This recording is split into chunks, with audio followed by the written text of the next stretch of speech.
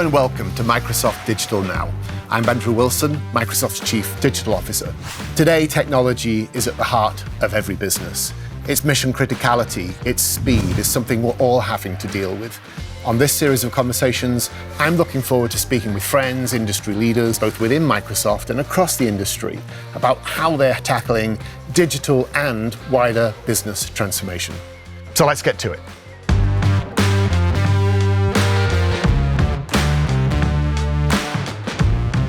In today's climate, there is no more critical role in an organization than that of the CISO. And today I'm delighted to say I'm joined by Microsoft CISO, Bret Arsenault. Bret, welcome to the show. Thanks, Andrew. Glad to be here. Good to see you. Bret, throughout your 13 years as CISO, you must have seen an enormous amount of change and this acceleration in the security, risk, and posture. Talk us through that from your perspective, and how is it still changing? Yeah, I think probably the summary view of it would be the sophistication of the types of attacks we see and the frequency have both become just far more advanced than they were. Like, what seemed hard 13 years ago, today is just commonplace, easy to stop. And so you're just seeing this massive proliferation of attacks and actors who are participating, both financially motivated actors around the world as well as nation-state activity for espionage. So presumably your role has needed to change and expand, and the skills you've needed, and also that of your organization. So how have you planned that, and how much of it had to be reactive given what was happening? You know, hopefully it's not overly reactive. I mean, there's certain parts you can't predict, but I think one thing that's been sort of consistent is the way we think about the role in sort of four areas. There's the technical expertise, which is obviously required. There's operational excellence, which becomes really important when you think about frequency and the things that are going on. There's the business enablement side, which I think people forget. And then, frankly, there's just risk management. So those four things are always melding and driving around. So if we're in a new part of a business, we have a different risk posture than we do in a mature part of a business. And so thinking of those four things really are how we operated and how we've run the organization. So depending on the maturity of a business or what we're doing, will change the kind of skills and things I need on the team. And as I reflect on your tenure, of course, cloud has arrived in that time. So the thing that we are in fact protecting has also changed. Gone are the days of the data center. How did you see that posture materialize as presumably one of the first adopters of cloud within your own enterprise? Yeah, it was interesting. I think there's a certain amount of resistance from a lot of people anytime there's change. I mean, you've been in this business for a long time, and you remember when we first started virtualization and VMware and other entities that do those kinds of things, and you see a resistance, and then you see an adoption, and then you see an exploitation of people becoming really efficient at it, as well as bad people becoming efficient at using those systems against you. And I think we saw the same exact thing in the cloud space, which was at first there was some resistance because people didn't understand it, so you had to train your people on it. Then there was does it have the same controls from a security perspective, which early on it didn't. Today, it didn't. To now, it's actually more secure than what you would have on-prem. I mean, you have these massive teams operating at scale, getting massive signal, and signal is one of the most important things in security. The more signal you have, the more you can correlate the signal, the better you are at finding anomalies, the better you are at detecting things that are happening. But more importantly, you can instantly fix it. So when I fix something in a cloud today, it fixes everybody who's on that cloud, as opposed to before, we'd post an alert, everyone who had a service would have to go fix their own machines, and there's just a big time lag. So there's the cloud thing is sort of interesting in that it's made things faster, more secure, and actually easier to use, which has been pretty interesting. Yeah, I've appreciated as a consumer of cloud, whenever there's an event, the fact that the cloud is typically there, patched, ready. Yep. The security posture comes as part of the proposition, which is a distinct change. Customer journey-wise, is it a case of going through the same steps for an organization, or have you seen different approaches adopted when it comes to establishing and enhancing a security posture? Yeah, it's a great question, because I've been looking at this a lot lately, and as you said, you have this ability to have hindsight and look backwards. And what we did 13 years ago, or what we did 20 years ago, because I've been in the space for a long time, you do see, though, a distinct maturity in the security space today, and people are tending to be on one of two sides. They're either best of breed and they pick lots of point solutions and custom things to go fix things, or they believe the space is matured enough where they take best of integration. And you think about like an ERM or a CRM system, same way. Like you used to have all these point solutions, and then eventually you get the integration so that they tie to everything else you go do. And so I think those are the two things we see. We have been on a very deliberate journey to get to best of integration. my shortest resource I have is human capital. And so I have to have systems that are more automated, easier to use. There's going to be, 3.2 million unfilled jobs in security next year alone.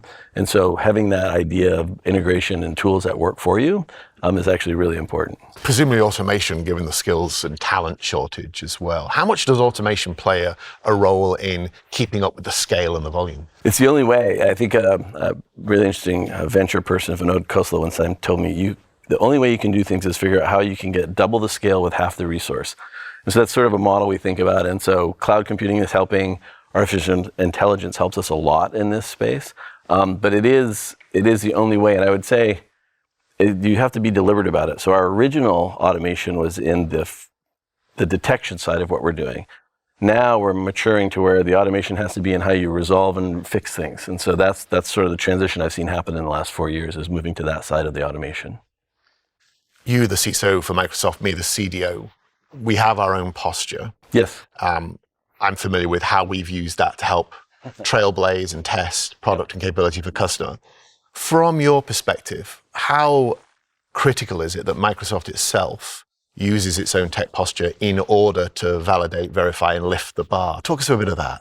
Yeah, it's interesting. We've always been a company who had this eat your own dog food idea, and that was to make our products better for customers.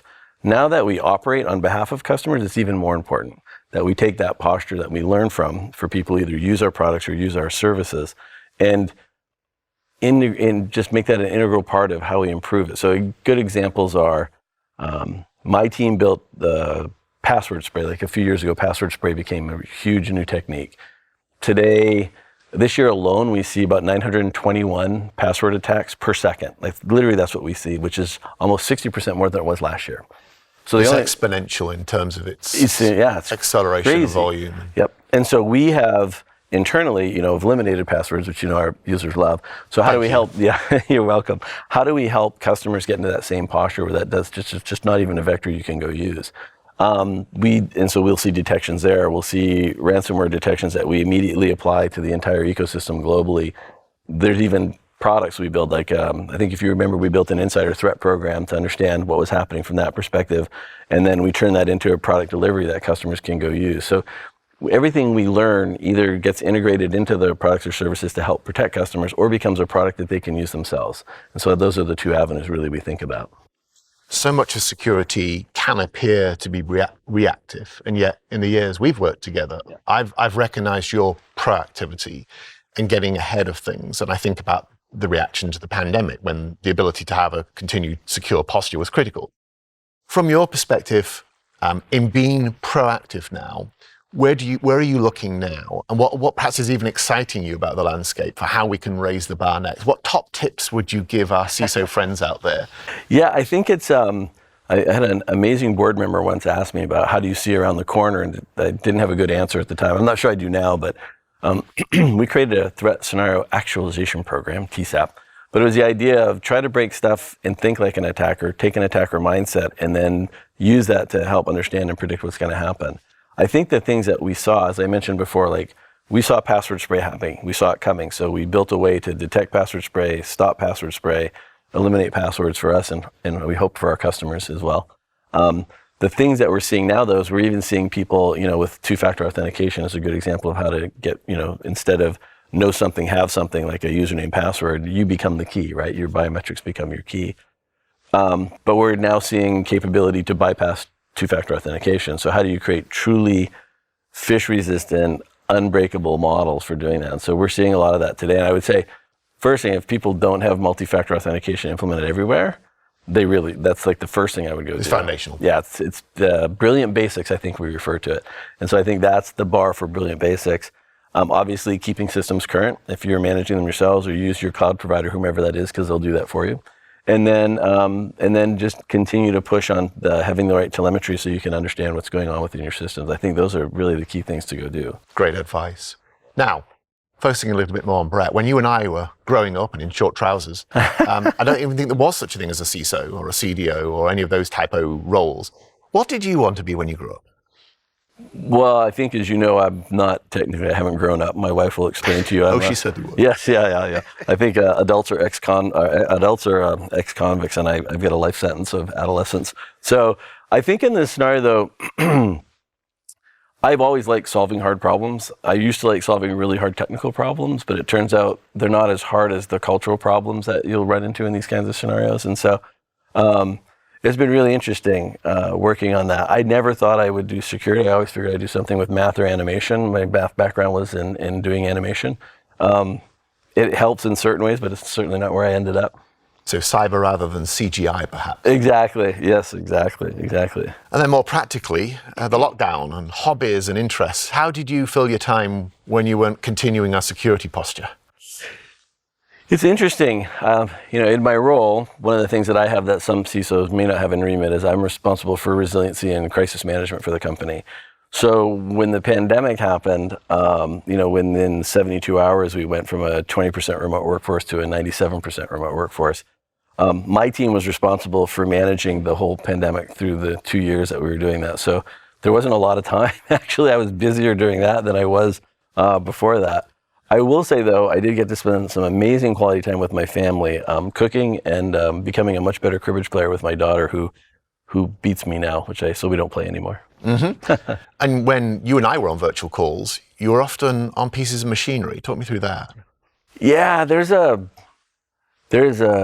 evolution that happens here, and you need a break from this role. It's a fantastic business. It's a fantastic job. It's a fantastic place to be. But something that takes your mind away from it is super helpful. And so going back to, as you said, with trousers and being a kid, I always loved digging holes and filling holes, digging holes and filling holes. Maybe that's my job, right? What gets bigger, the more you take away a hole. And you actually showed me videos of you doing it. You taught me through doing it live, and it stuck, stuck. And the reason I'm mentioning it is because we wanted to say thank you. On behalf of everyone on the show, we wanted to leave you with a little gift that says, thank you for all of the leadership through the pandemic. Thank you for driving, I think, a role model behavior in CISOs and helping us lift the bar to the next level. And at this point, I would normally open a little thank you case, but there's a reason that it's not going to work today. And perhaps channeling this scale and acceleration and volume theme, yes. What we have for you doesn't fit in the case. So we have it here. This is a present for you. It leverages my love of Lego. Wow. It's not quite the digger that I remember you, using, but it's big, it's mechanical, it's a preoccupation, and it will allow you to dig smaller holes on a continuous basis. And move dirt, which is awesome. Move dirt. I love it. Thank you very much. So much. That's awesome. For joining us. Here's your little digger. And can't wait to do this with my family. This will be fun. Bret, thank you. We'll see you on the next one. Thank you. Appreciate it.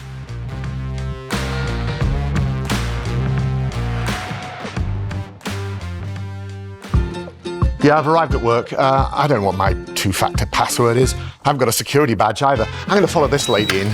Stop! Turn around. Come on. Really? Sharp object, swing line 747? I just don't know what to do. I don't do these people. I think you may be taking this too far.